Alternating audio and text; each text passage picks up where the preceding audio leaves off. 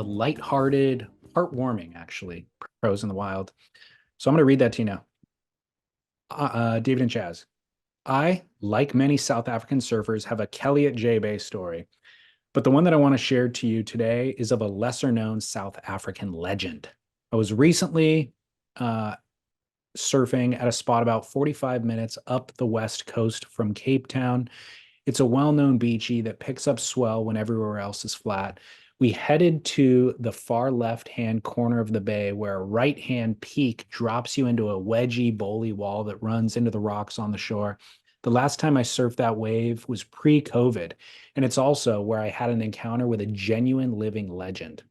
When we arrived, the peak was occupied by a solo surfer. We paddled out and hung on the inside for a bit, then figured he's on his own. There's 3 or 4 waves in a set. I'm sure he won't mind if I join him. So I paddled over and I sat on his outside. A few nods were exchanged and comments about the conditions. He took a decent one, the first of a set, and dropped into a long, walling 4 to 5 footer. He was an older looking dude riding a retro shaped board, wider in the front. He definitely knew how to surf. I followed his lineup marker, and from then on, we exchanged a number of waves with nothing more than a few smiles and throwaway comments about the conditions. Eventually, after another 45 minutes, he took a good one in, walked up the beach, and disappeared.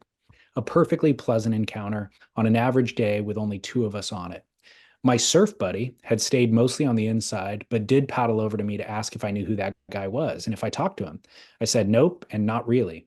That was Gavin Rudolph, he explained. Uh-oh. Never heard of him, I said. Sorry. My buddy seemed disappointed. What? Did you So say, it oh, it froze there for a minute, but we're all back and good. oh, okay, cool. My buddy seemed disappointed with me. I'm going to read back to where you didn't hear, Yeah. actually.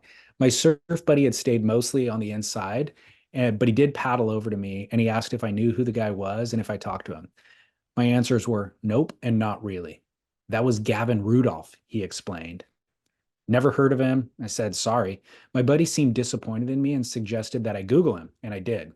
Here's a snippet from the newspaper article printed in 1971 with the headline, Unknown Teenager Beats Top Hawaiian Surfers.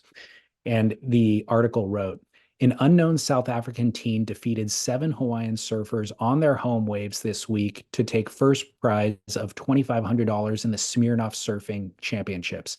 Gavin Rudolph, aged 18, captured the world's richest surfing title at Sunset Beach on Oahu's North Shore. Honolulu's Billy Hamilton was second. Jeff Hackman was third. Rudolph also won $150 for the highest final total.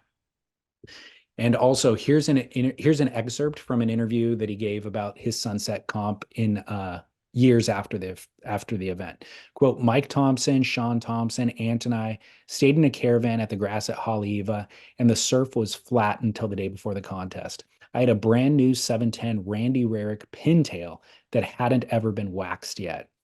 I never surfed sunset prior, so the first opportunity was the day before the contest. It was 8 to 15 feet and perfect.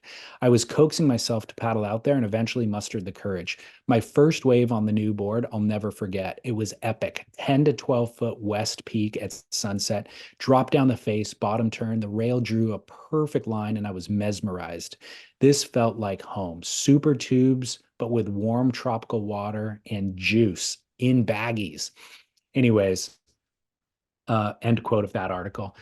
The listener writes, the rest is history. My board, oh, I'm sorry, this is part of the article still. The rest is history. My boat went like a dream and I stayed out the whole day before the contest. The swell dropped the next day to 8 to 12 feet and sunset was just perfect. I came through all the rounds in second place, which got me into the final, which I won from Billy Hamilton and Jeff Hackman.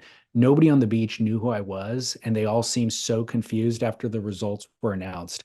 It was an awesome feeling to win that prestigious event, end quote. That session I shared with him was uneventful. No drama, no dialogue. If my friend hadn't told me who he was, I never would have known. But think about an unknown teenager winning at Macking Sunset on a board he had never surfed. What the hell? Before busting down the door. I wish I would have asked him about that experience while we were surfing. Then I wondered if he ever even thinks about that sunset competition, and if so, how often. If it's too far in the past to access the memories, or if he can see it, Can one still reach back and feel that feeling all these years later? I hope he still does, and I hope that he can. Work. Elo's stool, South Africa. I love it. I totally love it. Elo stool. It's an incredible idea. I mean, the fact that no name dudes, South Africa, showing up at sunset back in that era, riding a board that's unwaxed and taking the win over those icons is incredible. There's just one little news article written about it. Otherwise, it's distant memory for anybody who was there. That's so great. And I mean that kind of hero, that is the surf hero that surfing looks up to, right? The fact that he won is great and all that, but you don't need to be a multiple time world champion. You need to be that dude. That even the little bits, the courage that it takes to go, coax into those waves, like all of it, of course it is, but then the joy you get from it. What a great story. Thank you. Perfectly uplifting. Everything surfing should be. Gavin Rudolph. For Gavin those, Rudolph is a great name too. I had never heard that name before, so I'm glad to now know it. And shout out to Gavin. It would be amazing if this podcast found its way to Gavin and he was able to hear that story that a listener wrote in about a session that he probably doesn't even remember, Best part about Pros in the Wild, I reckon, is oftentimes they do come back.